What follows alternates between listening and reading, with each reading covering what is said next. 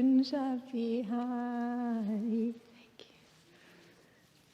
Gopi Jana Vallabha Girivaradhari. Gopi Jana Vallabha Girivaradhari. Yasodanandana Prajajana Ranjana. Yasodanandana Prajajana Ranjana. Yamuna Tira Vanachari. Yamuna Tira Vanachari. Jaya Radha Madhava Kunja Bihari. Jaya Radha Madhava Kunja Bihari. Gopi Jana Vallabha Girivaradhari. Gopi Jana Vallabha Girivaradhari. Yasodanandana Prajajana Ranjana. Yasodanandana Prajajana Ranjana. Yamuna Tira Vanachari. Yamuna Tira Vanachari. Jaya Radha Madhava Kunja Bihari.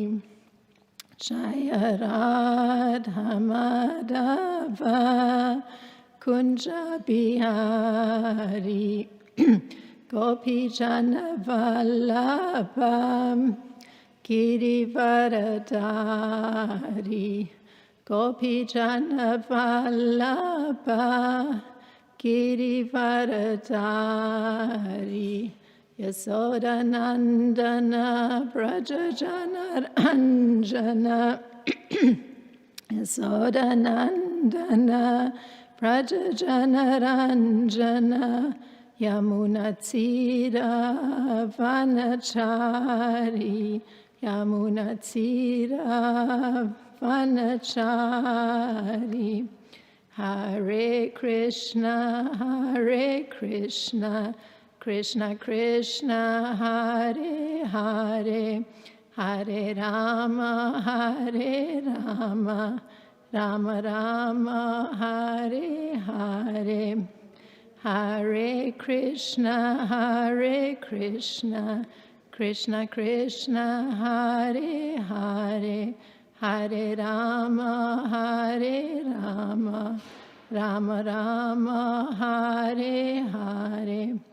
Hare Krishna, Hare Krishna, Krishna Krishna, Hare Hare, Hare Rama, Hare Rama, Rama Rama, Hare Hare. Hare Krishna, Hare Krishna, Krishna Krishna, Hare Hare, Hare Rama, Hare Rama, Rama Rama, Hare Hare. Kishore Kishori Ki Jai, Jagannath Baladev, Subhadra Marani Ki Jai.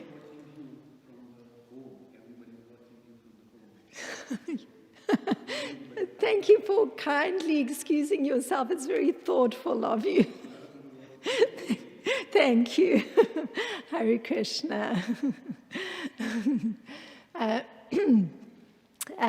Gornitai Ki Jai, Srila Prabhupada Ki Jai. Om Namo Bhagavate Vasudevaya. Om Namo Bhagavate Vasudevaya. Om Namo Bhagavate Vasudevaya. Om Namo Bhagavate Vasudevaya. So today is continuing Canto 10. It's the beginning of chapter 25. So today we'll be covering text 2, text 3, and text 4.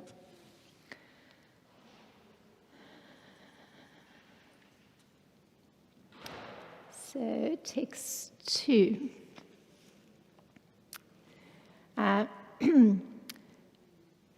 Ganam savartakam namam.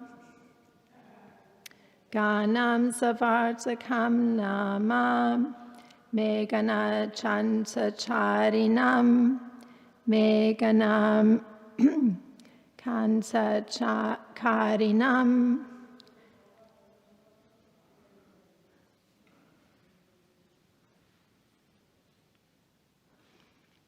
Indra prachodayat krodhom. Indra prachodayat krodhom. Vakyam chaheshamani atam. Vidyam kaheshamani etam. Ganam savartakam nama. Ganam savartakam nama. Meganam kanta karinam. Meganam kanta karinam. Indra prachodayat krudho. Indra prachodayat krudho. Vakyam kaheshamani utam. Vakyam kaheshamani utam. So the word-for-word translation.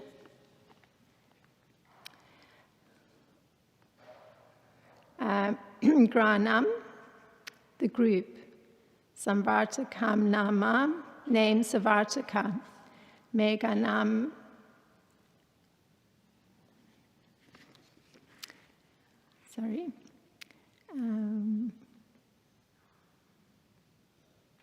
of clouds. Cha and Antakarinam, who effect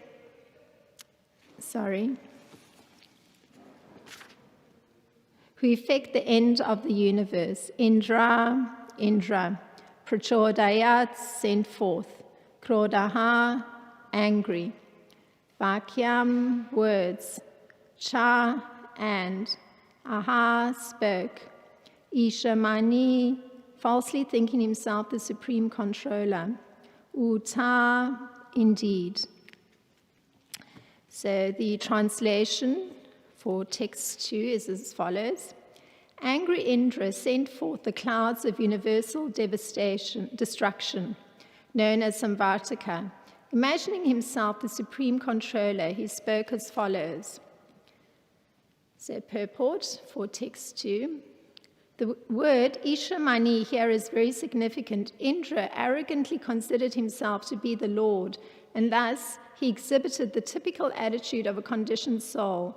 Many thinkers in the 20th century have noted the exaggerated sense of individual prestige characteristic of our culture. Indeed, writers have even coined the phrase, the me generation, in inverted commas, the me generation.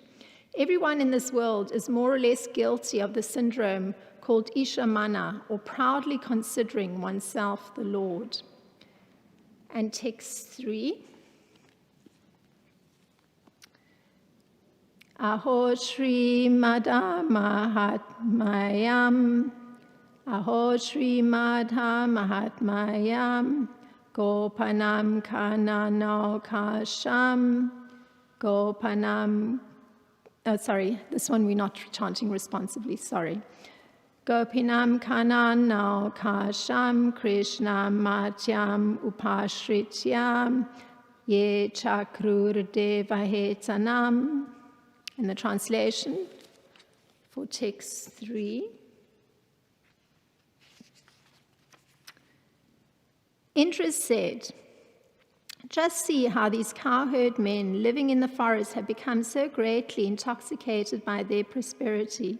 They have surrendered to an ordinary human being, Krishna, and thus they have offended the gods. Purport by disciples of Srila Prabhupada Ki Jai. Of course, Indra was really saying that the cowherd men had offended him, Indra, by taking shelter of Krishna, whom Indra considered to be Martya, a mortal. This was certainly a great miscalculation on Indra's part. And then text 4. Yatadritai karma mayai.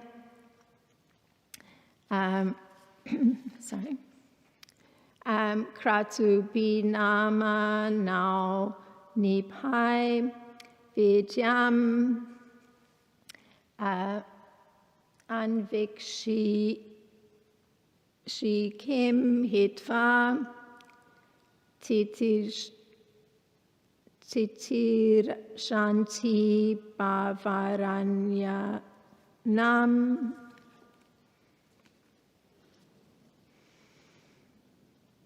So that translation is as follows. Their taking shelter of Krishna is just like the foolish attempt of men who abandon transcendental knowledge of the self and instead try to cross over the great ocean of material existence in the false boats of fruitive ritual sacrifice. Okay. Om Jnana-timirandasya Gyananjana Shalakaya Chakshurin Militam Yena Tasmai Shri Gurave Namaha Shri Chaitanya Manopistam Stapitam Yena Bhutale Swayam Rupa Kadamayam Dadati Swapadantikam Vandeham Shri Guru Shri Yuttapada Kamalam Shri Guru Vaishnavamscha Shri Rupam Sagrajatam Sahagana Ragutanam Vitam Sajivam Sadvaitam Savadutam Parijana Saitam Krishna Chaitanya Devam Shri Radha Krishna Padan Sahagana Lalita Shri Vishaka Vitamscha. Hey Krishna Karuna Sindhu Dina Bandho Jagatpate Gopesha Gopika Kanta Radha Kanta Namostate Tapsa Kanchana Gourangi Radhe Vrindavaneshwari Rishabhanu Sute Devi Pranamami Hari Priye Vanchakalpatarubhyascha Kripa Sindhubhya Vacha Patitanam Pavanebhyo Vaishnebhyo Namo Namaha. Jai Shri Krishna Chaitanya Namo Om Vishnu Padaya Krishna Prasthaya Bhutale Srimati Ram Padaswami Iti Namine Namo Om Vishnu Padaya Krishna Prasthaya Bhutale Srimati Bhaktivedanta Swami Iti Namine Namaste Saraswati Deve Gauravani Pracharine Nivishesha Sunyavadi Paschatya Deshatarine Jai Shri Krishna Chaitanya Prabhu Nityananda Shri Advaita Gadadhar Shivasadi Gaura Bhakta Vrinda Hare Krishna, Krishna Krishna, Hare Hare, Hare Rama, Rama Rama, Hare Hare. So I'll just read the English translation again. Text 2. Angry Indra sent forth the clouds of universal destruction known as Samvartaka. Imagining himself the supreme controller, he spoke as follows. In text 3, Indra said, just see how these cowherd men living in the forest have become so greatly intoxicated by their prosperity. They have surrendered to an ordinary human being, Krishna, and thus they have offended the gods. And text 4, their taking shelter of Krishna is just like the foolish attempt of men who abandon transcendental knowledge of the self and instead try to cross over the great ocean of material existence in the false boats of fruitive ritual sacrifices.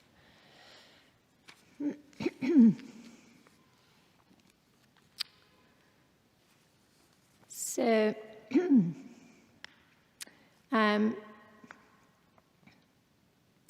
Srila Krsnarcana Purana in Ananda Vrindavan Champu, he gives a very nice description of this particular moment when Lord Indra is actually making this decision to send forth these clouds of universal destruction. So I'm going to read from Srila Krsnarcana Purana. Overcome, so this is referring to Lord Indra, overcome by revenge and frustration, Indra considered for a moment how to retaliate it against the Vrajavasis. Angry Indra then released the powerful clouds of universal destruction known as Samvartaka. These clouds of universal destruction, so closed inverted commas, that's reading from Srila Kavikarnapura. So there's a moment where Krishna, when Lord Indra is experiencing a sense of wanting to get his revenge, because the sacrifice intended for him was diverted by Krishna to a sacrifice to be performed for Govardhan Hill, for the worship of Govardhan Hill. So Indra has this moment of feeling frustrated and then wanting to actually seek revenge. So it's at that moment, with those emotions, that he releases these powerful clouds called the Samvartaka clouds. So these clouds of universal destruction, they refer to as Samvartaka. So that's mentioned in the first text we read, text 2. And there's also immediately after Samvartaka, there's the word cha. So cha indicates also that accompanying these Samvartaka clouds are 7 winds of destruction, known as, or 2 of them at any rate, are Dvaha and Pravaha. So there's this sort of onomatopoeic sound for the winds. The Dvaha, Pravaha. And these were also sent by Lord Indra. So both the clouds and the winds. As generally one finds when one looks up into the sky, that the clouds are moving because of the motion of the wind. So these clouds came before Lord Indra, their master, and submitted the following words. So these clouds are seen as the servants of Lord Indra, and they actually converse with Lord Indra. So this is what they say, these are their words. We are your servants and always ready to execute your order. So Srila Kavikarnapura in Ananda Vrindavan Champu, he writes, so this is his writing, to encourage his servants, meaning the clouds, Indra glanced at them with affection and appreciation as he addressed them. So there's a dialogue. So this is Indra's response to the clouds. Hung ho! Oh, my playful, speedy clouds, who are famous throughout the world for distributing profuse rain. Your pride in your power fills me with strength. Mount Manaka, the son of the Himalayas, continuously expanded, and how freely, I jumped a little bit. Here he is. Now make me successful by carrying out my orders. You have the unadulterated mood of destroying the whole creation within you. But this assignment involves only one small region. Go, shake the earth with your thunder and destroy the village of Vrindavan with a deluge. So this is the instruction Lord Indra is giving to his servants, which are these very intense clouds, and we'll come to hear something of what these clouds look like. But he's been very affectionate to them and calling them his speedy clouds, because remember, he's also sending the winds that accompany the clouds. And he's feeling very heartened by their presence. He communicates this to them. I mean, there's a little bit of projection, one could say, because he says that it fills him with a sense of power. He says that he's seen them as having pride in their power. But of course, we know that he's getting boosted by their presence, and he's the one who's carrying the pride in his power. Because after all, the clouds are sort of his extension. They're willing to serve him. Now, these Samvartika clouds, it's very interesting to look at them, because usually their purpose is that they're called upon to perform the service of destruction, but it's done at the time when destruction is to happen for the whole of creation. And so if these clouds had been called at the regular time, where they're serving their proper purpose, the scenario would have been very different. This is how the scenario would have been for these clouds. And this is described in Srimad Bhagavatam in the 11th canto. This is how it would have been, were they being summoned correctly and at the correct time and for the correct purpose. The Supreme Personality of Godhead in his form of eternal time, I'm reading from the Srimad Bhagavatam, the 11th canto, 5th chapter, 8th verse. The Supreme Personality of Godhead in his form of eternal time withdraws the manifest cosmos consisting of gross and subtle features, and the entire universe vanishes into non-manifestation. Carrying on. So that same Kala that originally incited the female nature into manifestation again withdraws the cosmos into its original state of inert non-manifestation. So this would have been the actual setting. It's that the Supreme Personality of Godhead in the form of eternal time, so there's a duration within which the universe exists, the 4 yugas, and at the end of the 4 yugas, and particularly the yuga we're living in, at the end of Kali Yuga, in the form of eternal time, so Krishna is considered time, the duration of time in which the yugas are there and the universe is existing now comes to an end.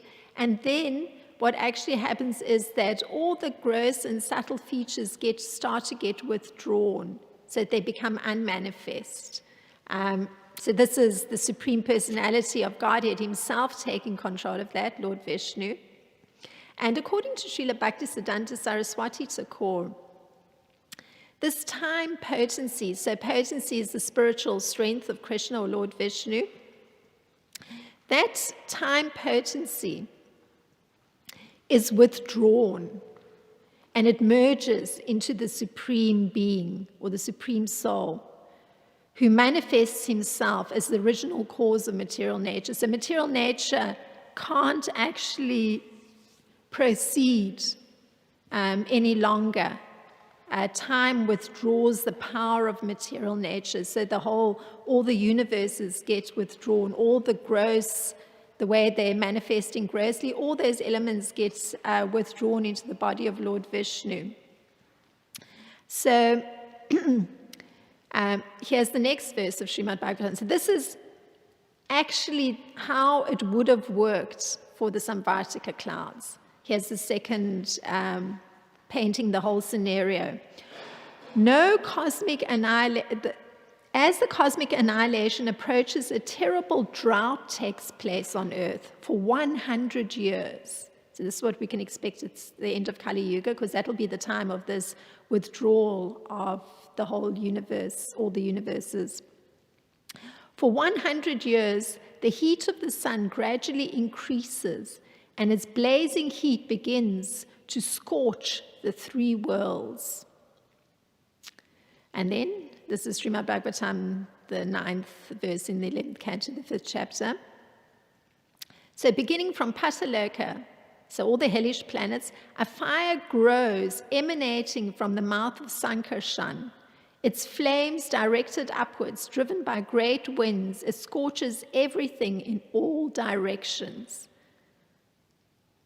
So note, it's there's a whole control coming from the Supreme Personality of Godhead that sets things into motion. The withdrawal of the material elements, this great fire beginning from Pataloka, and it is then, only then, and this is from Srimad Bhagavatam, 11th canto, 3rd chapter, 11th verse, hordes of clouds called Samvartika pour torrents of rain for 100 years, flooding down its raindrops as long as the trunk of an elephant. The deadly rainfall submerges the entire universe in water. So this actually is the setting, the choice made by the Supreme Personality of Godhead, just because the time element is there, that it's the correct time for the destruction to happen. The blazing fire, then the Samvartika clouds are coming. So 100 years of fire, 100 years of the Samvartika clouds pouring down their water. But notice Indra, he's saying, I know you have it in you, this capacity to destroy the entire universe. But in this particular case, you're just going to actually use your capacity for one small place on the earth, Vrindavan. So, and notice he's giving the instruction, not the Supreme Personality of Godhead. And it's also not the regular purpose of the Samvartika clouds or the regular service they perform. So,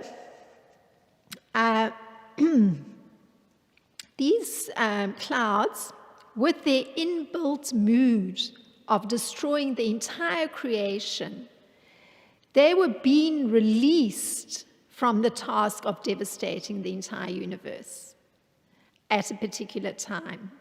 So they didn't have their regular task. Nevertheless, so it's a personality. These clouds are personalities, or there's personalities that personify the clouds. So the head personality is Samvartika. So he and other servants of Indra, they step forward very proudly to accomplish their mission. So here's a description of how they go about accomplishing their mission. First, a vast bank of clouds, appearing like a huge patch of moss in the sky, blocked out the sun and covered Vrindavan in total darkness. Extending from Rasatala to Svargaloka, the clouds covering everything look like the smoky breath exhaled by the Naga snakes. So that's a description of what, once they started to execute Indra's order, just to use this inbuilt mood of destruction on a very specific area of the earth, this is what it started to look like. But of course, it wasn't merely that, Vrindavan was covered in darkness. It extended all the way to Svargaloka, so the heavenly planets, and down to the hellish planets. So sort of a great darkness is coming over everything. So this is coming from Srila Kavikannapura's writings. Carrying on. Released from their bonds, a few ominous clouds, in the sportive mood of breaking the Kedara mountains, quickly spread across the sky. These dense, dark clouds then appeared as massive as the celestial elephants guarding the quarters of the globe. Another group of dangerous clouds circled overhead. The clouds, like Mount Manaka, the son of the Himalayas, continually expanded and moved freely in the sky without any fear of being cut by Indra's millions of thunderbolts. So they got their order, they were released from their usual task, but they proceeded to follow the order of Lord Indra. So it's very ominous, their presence. Beginning with this darkness and then circling around. It's almost like you have animals when they're about to get their prey. They may circle their prey. They kind of corner their prey and they're ready to pounce. So similarly, some very dark clouds are circling overhead, because there's ominous intentions. There's going to be a major deluge.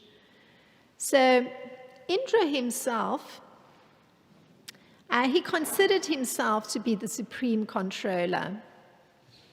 And this is Srila Vishwanath Chakravarti Thakur in Sarta Darshani.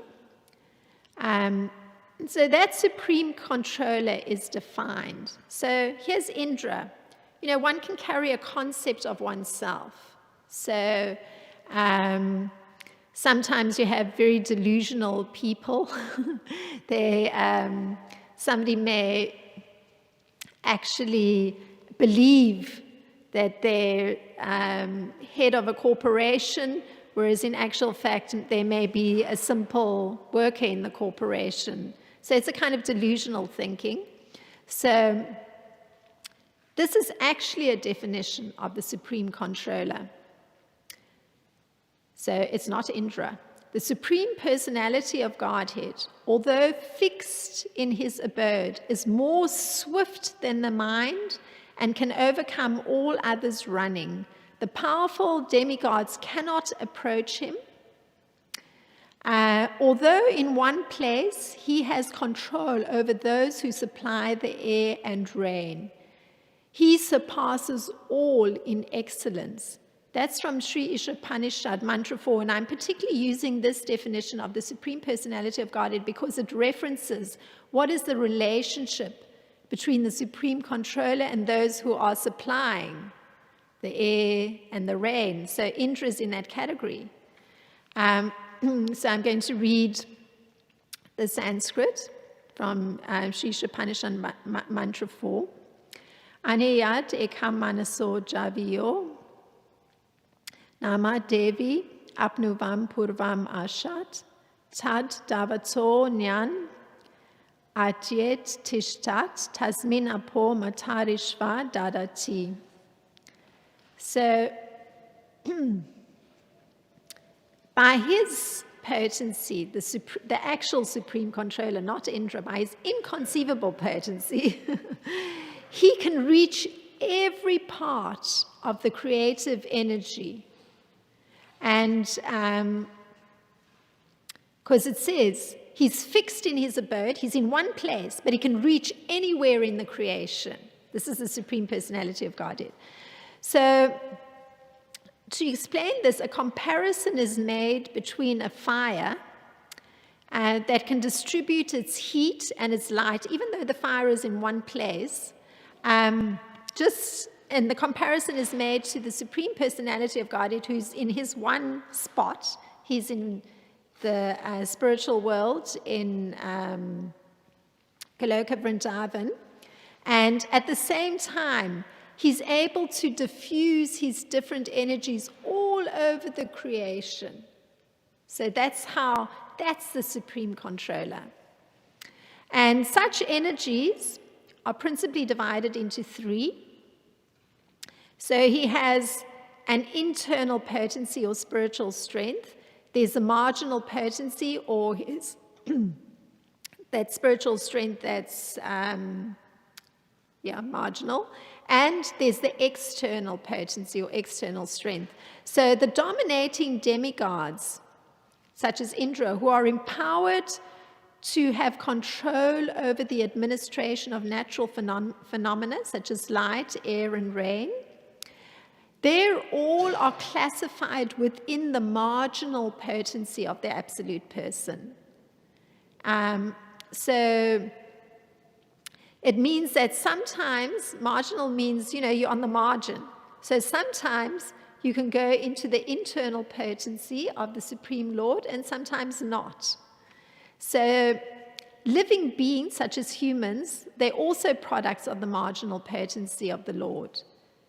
And the material world itself is the creation of the external potency of the Lord, and the spiritual sky is the manifestation of his internal potency. So it's internal potency is like everything that is very close to the Supreme Controller, Lord Krishna's heart, that's manifested in the spiritual world, and there's no contradiction between what's external and what's internal. It's all complete and perfect. Marginal, sometimes one can actually be under the control of the internal potency of the Supreme Lord, and sometimes not. Means one comes to be under the control of material nature. So this is what the actual definition is of the Supreme Personality of Godhead with his particular potencies or energies, and he's actually the creator. So just remembering that particular mantra, which defines the position of the Supreme Controller versus those that are under him, those that are in the marginal potency, such as the demigods. The powerful demigods cannot approach him, although in one place he has control over those who supply the air and rain. So that's who the Supreme Controller is. Now, as far as understanding of the Supreme Lord is concerned, this is how the reasoning goes. Because, you have to look at, how do you understand him, the Supreme Controller? Now, there's individual parts and parcels of the Lord. And although they've got the symptoms of the Lord, meaning there's this potential for eternal bliss and eternal knowledge, they actually have limited spheres of activities. So his activities, his energies can extend all over the universe. He can touch everything while being in one place. But those that are created by the Lord, they have limited spheres of activities. And for this reason, they're all limited. So one doesn't have the same capacity. It's not that one sits in one spot and because one desires something, it manifests somewhere else. One does not have that power. I mean, it's a yogic perfection. Some yogis have that ability that, they may think of something and summon it. So sometimes you've had yogis who will, manifest ash from their hands or something. But that is not remotely comparable to the power of the Supreme Personality of Godhead, who actually can touch any corner of the universe at any time. So, Srila Prabhupada writes, therefore the parts and parcels cannot approach the full potency of the Supreme Lord. Foolish persons who are parts and parcels of the Supreme Lord under the influence of the material energy try to make a competition. But obviously there's ignorance. There's some attempt at competing, but that's obviously ignorant because it's not understanding how one has a limited sphere of activity. You can only work within your sphere. Now, every part of the Supreme Lord is endowed with a particular energy to act. And forgetfulness by that part of his particular activities is called Maya. So, one should be very careful to play the part designated for him by the Supreme Lord. So this happens even in a very simple way. Let's say one is attempting to, be under the shelter of the internal potency of the Supreme Lord, and one has a particular service to perform. There's clear parameters and boundaries for one's service. So if one steps out of those boundaries and tries to do the service of somebody else, one is in trouble. Because one's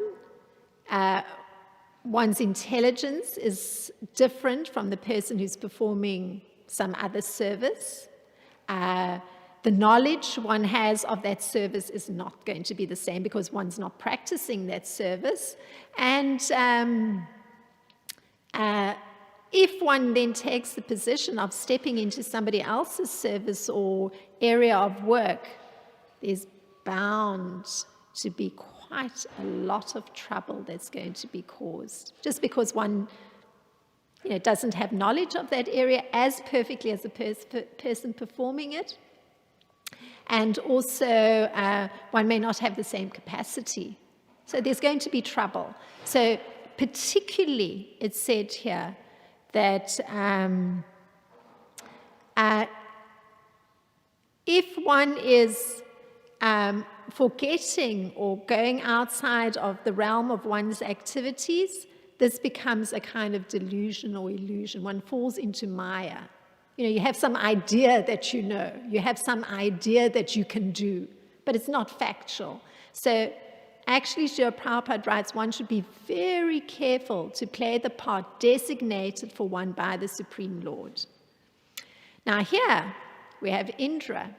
He's offended by the cowherd men taking shelter of Krishna. So see how great is the delusion. He has the idea of himself as controlling everything in the universe. He's able to release the Samvartika clouds, even direct them, not to do the original purpose of functioning to destroy the entire universe at the time of destruction of the universe. He can tell them, just do the same activity within a very specific area. So he's actually offended that the cowherd men have taken shelter of the Supreme Personality of Godhead Krishna, because he considers him just a regular little mortal. He's a mortal. Indra understands he's inhabiting the heavenly planets, means there's much greater intelligence, much greater capacity, much greater ability to perform all kinds of activities.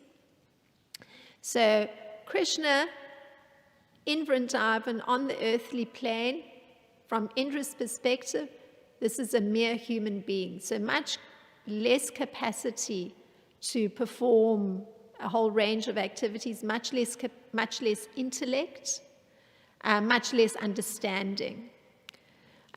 So he's actually offended that the cowherd men are choosing to follow Krishna's direction. So Srila Vishwanath Chakravarti Thakur particularly says this, and this was from text 3, Indra's sense of being offended by this action on the cowherd men that they're taking shelter of, because generally one looks to a superior being. So one can try to know the transcendence, so meaning something of the position of somebody who is defined as being the supreme controller, from a superior source, such as the Vedas, because the Vedas are considered to already have this knowledge of the transcendence of the Supreme Lord and his position as the supreme controller.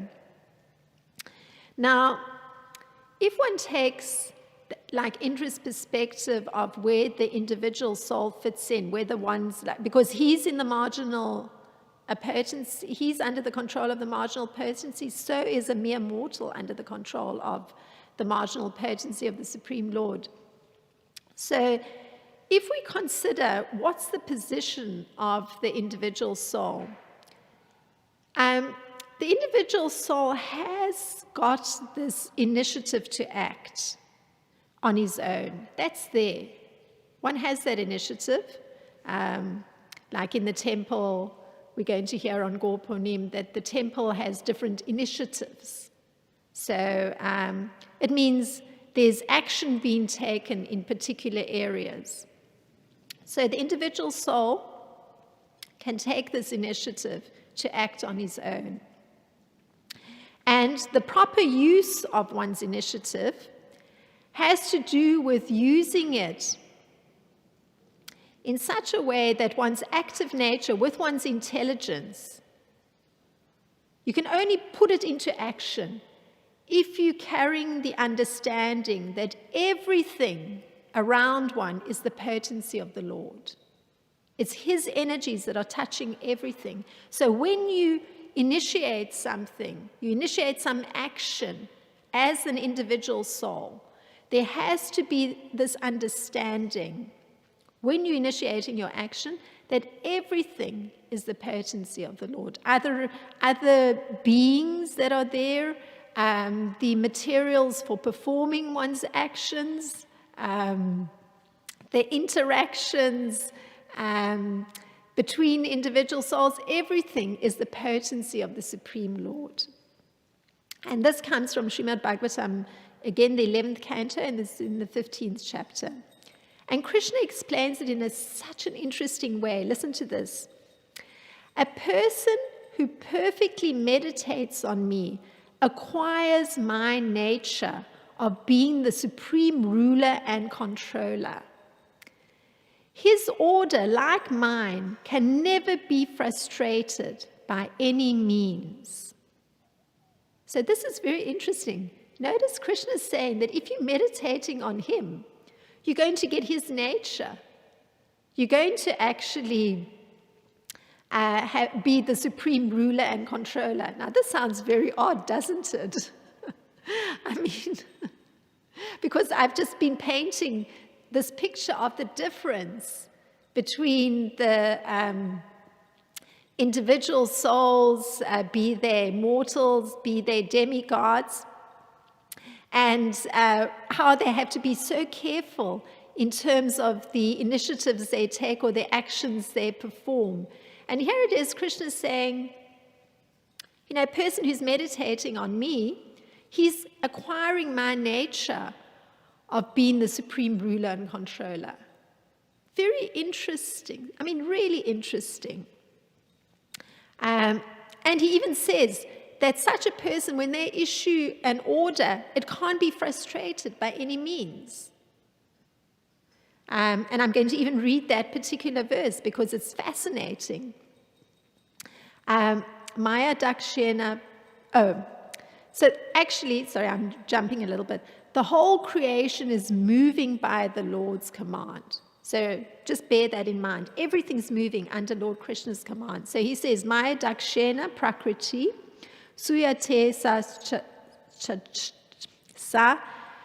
chachararam hetunanena konteya jagat viparuvartate. So this material nature, which is one of my energies, is working under my direction, O son of Kunti, producing all moving and non-moving beings. Under its rule, this creation is created and annihilated again and again. So how is it that the Supreme Controller is saying that meditating on him allows one to also become the Supreme Ruler and Controller? How's that? So clearly, this is only so because when one is acting, utilizing one's active nature, going to perform some action, using one's intelligence, one is operating with the understanding that everything is the potency of the Lord. So what the materials one's going to use, the entities one's going to use to help one to perform one's particular actions, the entities that were there performing particular actions, all those are actually the potency of the Supreme Lord. It's his energy. One has to understand that. So you have to be carrying that understanding. And we heard early on, Lord Indra was carrying a different understanding. And this was given by Acharyas. He specifically is thinking of himself as the supreme controller. So one can understand that one can rule and control something, but one has to have the definite understanding that everything that's there, that one's going to utilize to perform something, is actually the potency of Lord Krishna. So it doesn't mean that now you're going to selectively have control a particular aspect that's going to work with your particular action that you're going to perform, and you're going to disregard, say, some other aspects that are there. You have to take everything into account, because everything is the potency of the Supreme Lord. So here, the three worlds appear to be born out of the darkness created by that ever-expanding cloud bank. So remember, we've got these ominous clouds circling around, and it begins to appear as though the three worlds are going to be born out of this darkness. So, there's an appearance of some action. So the covering of the universe turned as black as the soot smeared on the bottom of a pot. However, this is the interesting thing. Even though everything appears like these clouds, the universal destruction is going to happen, there's this huge darkness, these universal disturbances that were being caused by the release of the Samvartika clouds and the attack that they were going to perform, these devastating Samvartika clouds, it practically had no effect on Vrindavan. And the reason given that it had practically no effect on Vrindavan is because Vrindavan was continuously bathed in the moonlight emanating from Krishna's dew-like toenails. This is how it's put. There was a continuous glow because of Krishna's presence there. So actually, Vrindavan remained impervious to the attack of these ominous clouds.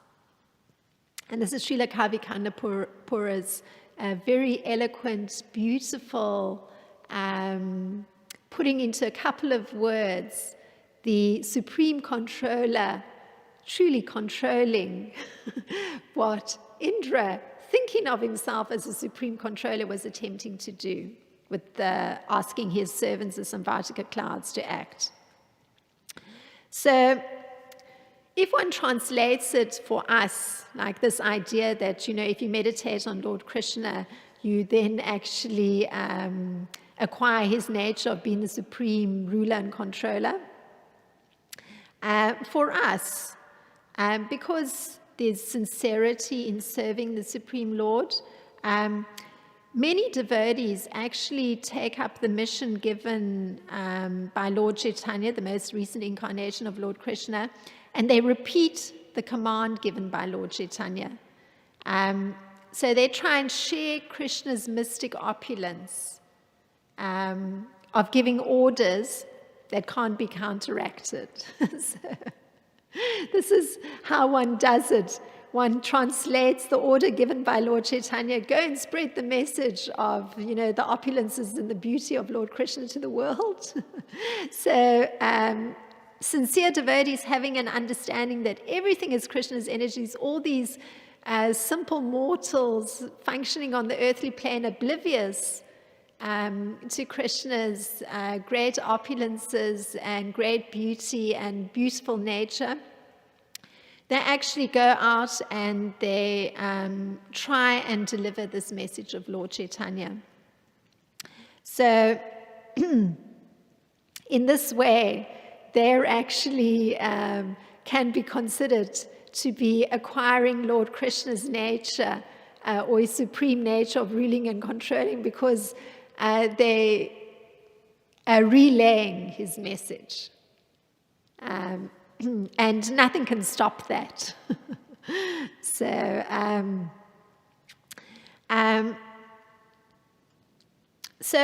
generally Vaishnavas who want to cross over material existence, they're taking shelter of the Supreme Controller, Lord Krishna.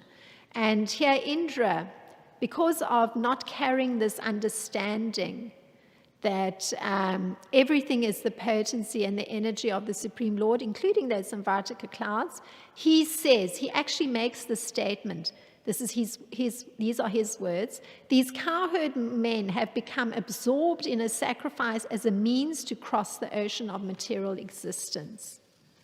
The Vrajavasis have foolishly taken shelter of Krishna in hopes he will reduce the ocean in the water of material existence to that contained in a calf's hoof print. So he's critical of the Vrajavasis taking shelter of Krishna. He's saying they think it's going to help them to cross over, material nature and all the suffering of material nature. They just think that. And he's correct that it's only when a living entity is conditioned within material nature, like all they see is what material nature is presenting to them. They're like at the mercy of their karma, perform their actions just from the karmic space, being almost impelled by nature to perform actions. Then it's true, they actually don't have proper shelter. But for Indra to be criticizing the Vrajavasis to have taken shelter of the Supreme Controller, that they're at fault, thinking that in doing that they're now going to not be at the mercy of material nature, is clearly mistaken, because he's thinking his control of the Samvartika clouds is going to actually force them to see that they're at the mercy of material nature. So he's the one with the rebellious nature. Because he's not taking shelter of Lord Krishna at that particular moment in time. Because he's understanding, he's taking an initiative or taking an action that is not actually with the understanding that everything, all the elements there, are persons, personalities, be they clouds, be they the Vrajavasis in Vrindavan, they're all part of Krishna's creation. They're part of Krishna's marginal potency. They actually are connected to Krishna. He's the one who's actually controlling. So Indra's rebellious nature has thrown him into a state of delusion. So that's just some thoughts on these three verses here. If there's any thought connected to this topic.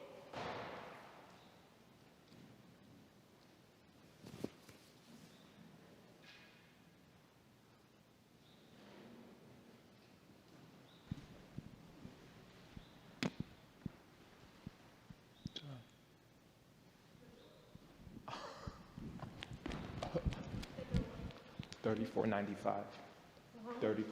34. Anyway, I'll do it for you, but $34.95. Oh, mic is on. We're waiting a moment for the microphone to return. Sorry about that. I think the mic was on. Okay, the microphone and the speaker behind the microphone has returned. That's on you. Anyway. Thank you for your class, Hare Krishna. You were mentioning, basically you were expanding on what the verse says, and you were mentioning Indra's faults, and you quoted many nice verses, the main fault, and you quoted some verses from, various sources to indicate, the distinction between the actual controller and Indra, who thinks he's just a controller. I kind of like to connect this point to kind of the class yesterday Ujjwala Prabhu gave, and many devotees gave the same kind of answer he did over the time, and I think it's a nice point to bring up again because about fault finding. And so he quoted some very nice verse from Bhaktisiddhanta and other sources of how we shouldn't fault find, and Prabhupada says it many times. However, the devotees, you can't really categorize it like black and white. They say one thing one day and another thing the next day. That doesn't mean they're contradictions, that you apply different scenarios, lessons to different scenarios. And so this verse is describing Indra's fault. He thinks he's supreme control, and the verse mentions he's imagining very harsh words. The purport says he was arrogant. And we see Prabhupada call many people either in general and sometimes specifically fool, rascal, and people are like, how can you talk like that? You're supposed to be a spiritualist, only looking at the good qualities. Well, one thing that came to mind is that we learn from Prabhupada, yes, and from the Srimad Bhagavatam that we shouldn't look at others' mistakes. We should learn from others' mistakes, but according to logic, we can't learn from others' mistakes unless we look at others' mistakes. And so that's very logical. And so there's a nice quote by Confucius. He says, if I am walking with two other men, each of them will serve as my teacher, I will pick out the good points of the one and imitate them, and the bad points of the other and correct them in myself. When we see persons of war, That's very nice. Yeah, very nice quote. But there's also these are two separate quotes, but they're both by Confucius. He actually expands on that. They're not in the same quote, but he says, when we see persons of worth, we should think of equaling them. When we see persons of a contrary character, we should turn inward and correct them in ourselves. And Prabhupada mentions this in the first verse of the Nectar of Instruction. He says there are two types of people who learn from people's mistakes: those who see and those who hear. A foolish person has to see somebody commit a sinful activity like a thief, and in this way he'll learn that when you're a thief, you go to prison. Those who are more wise only have to hear that if you steal, then you'll go to prison. But those who are extremely foolish, they'll see, they'll hear, they'll perform a criminal activity, get punished, and then they still do it again. So he's mentioning people's faults. And we also see in the Bhagavatam that Parishya Maharaj, he asks many questions regarding the faults of others. Like, for example, Shukadeva Goswami, why did Daksha become so disturbed when Lord Shiva ignored him? Shukadeva Goswami never told Parishya Maharaj, don't look at Daksha's faults, look at your own faults. You got disturbed when Shamika Rishi ignored you. So don't look at, no. We're meant to look at others' faults, not with the tendency to find fault, but how we could correct them in ourselves, learn from people. And one of the last points I'll mention is that we see it in the chapter 2, verse 14 of the Gita. It says, persons, places, things, circumstances are like the weather. Sometimes they're good, and sometimes they're bad. However, Mahatmana Sumam Partha Daivam Prakritim Ashritaha. Later in the Gita in chapter 9, Krishna says, a wise person takes shelter in me. When the weather is good, it's nice. But when the weather is bad, what do? You take shelter inside a building. In much the same way, Krishna says, when your circumstances, people are not so nice, you take shelter in me, you build your character. And we never see a person say, somebody may say, the weather is nice today. It's so beautiful in the spring. But then a person may bust their bubble.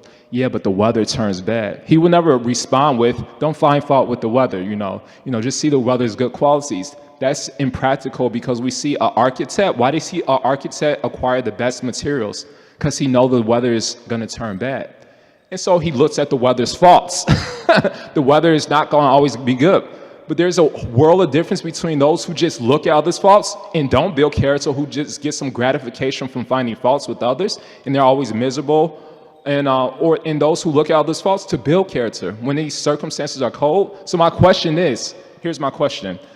When we look on yoga websites, spiritual websites, or any spiritual website, including ISKCON or whatever, generally speaking, they promote their society, their institution, and generally the promotion is this: if you come to our center or institution, there's peace, love, tranquility, harmony, people get along all the time. Yeah, that may be true, but not always true. And so when people come to any yoga place, any institution, people be disappointed. This is false advertisement. And so my question is, what are some steps we could do to not condition people to think everything in any spiritual environment, yoga environment, any well-being, is always going to be good? Because if you put on your website, there's going to be fault finding, criticism. Nobody's going to want to come. But actually, that's reality. But there's another reality. Build character. So I don't know if my question was clear, but maybe yes, it's very nice. expand on those points. You led to it very consistently. Well done, Joe Baladet. In fact, you were very on track. You built up the argument, and there wasn't too much. There wasn't actually going into a tangent. You actually stayed very focused. Thank you very much. It's actually very nice. This is a short comment. My brother actually said this. He says, I normally, and I agree with him, I give the puzzle pieces, and most of the time people have to put them together. So I go on a tangent, like you said. But so, today was not like that. It was very clean and clear. So thank you very much for being so focused and following the argument logically that you were presenting to come to your question. So it's a very interesting question that looking at this point of, you were highlighting is it necessary to look at, the way somebody else has not functioned well so that you can actually learn from that, as opposed to just pointing a finger and saying, see, that person didn't do properly something. So you were highlighting that. It seemed obvious that somehow the better route to take was to see what you could learn from that. And this is an interesting thing. I'm not sure that looking at the poor functioning or mistakes of somebody else necessarily builds one's character. I'm not sure. Because it's a little bit like you utilize the intellect to understand these actions were performed, this was the result, it wasn't a good result, or the actions performed were incorrect. One could analyze that way, but one may not know the internal psyche of the person. So looking from the outside, you can only learn sort of the face of the whole thing. You don't actually necessarily know the inner workings. And I think it's the inner workings that build character. So in many cases, the best learning comes from oneself going through something. So you can see, okay, these particular actions were mistaken actions because it led to this result. So that's a kind of knowledge you're carrying. Then you still, in your acting, have to maybe take that into account when you perform an action, but your character building is going to come from your performing actions and what transpires for you, because you have to make certain decisions based on some knowledge, maybe from observing somebody else acting in this particular area that you're going to act, but your learning will come from you performing the action, the decision you make to how you're going to act in that situation. That's where the learning will come, because actually your psyche may not be the same psyche as that person who went through something. That person may have made certain decisions, but you don't know the full psyche of that person. So your learning will definitely come from you performing the action, maybe with the knowledge of having learned from just externally what somebody else did, but you have to perform the action. And you have to make a decision too, often on how you're going to adjust something, how you're going to deal with others, how you're going to manage success or failure. Or maybe even one experiences success, but the world is telling one that there's a failure. But because of how your psyche is made up and because you perform something in the correct consciousness, that, it's for the pleasure of the Supreme Lord one wishes to serve, the world may be viewing it as a failure, but one knows that in oneself, one made an offering to the Supreme Lord and one considers it a success. So the subjective component can't be taken away in learning. And it's very personal. It's very personal, and it may not be visible to others. So that's a comment on that character building aspect. And then you brought up a second component, which is very interesting, that an institution may present a very positive scenario, like the outside advertising, peace, love, tranquility, happiness. And in actual fact, one may then discover that actually when you enter the institution, things are not quite that way. There may be dissension, there may be aggression, maybe even, there may be unkindness.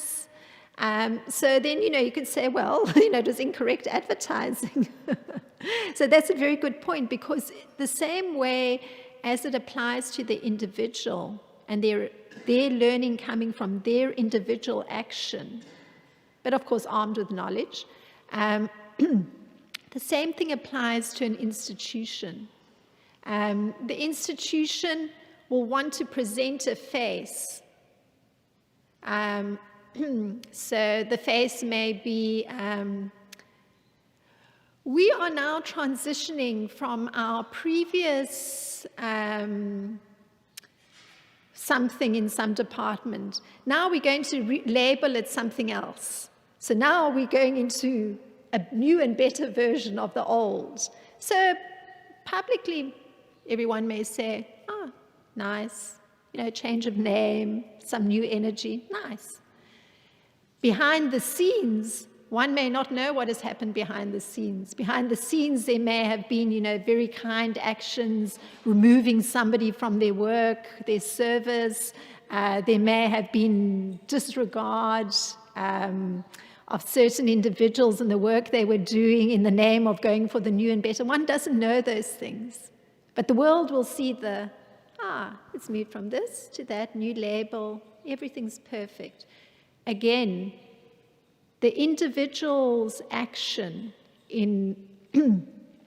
is the most important thing. The person who performs the action of making the switch, how they did it, in what consciousness they did it, how they actually took care of those that were performing work in a particular way, how they changed it to something else, how did they attend to the emotions, the caretaking of those that were part of the old picture. How did they create the new picture with what sensitivity was shown to the old? There's all sorts of questions if one goes into it more deeply. But the external is generally, as you say, the perfect advertising. So, and you only know the inner when you're in the inner. And even when you're in the inner, your personal choices, how you're going to act in the situation will determine if you remain peaceful with a mood of loving whatever. That it's always individual choice and individual consciousness that will be one's greatest teacher. So, so those are some thoughts. Thank you so much for your very consistent, precise following through on logic today, Jai Baladev. It's truly an achievement. Thank you. Always respected.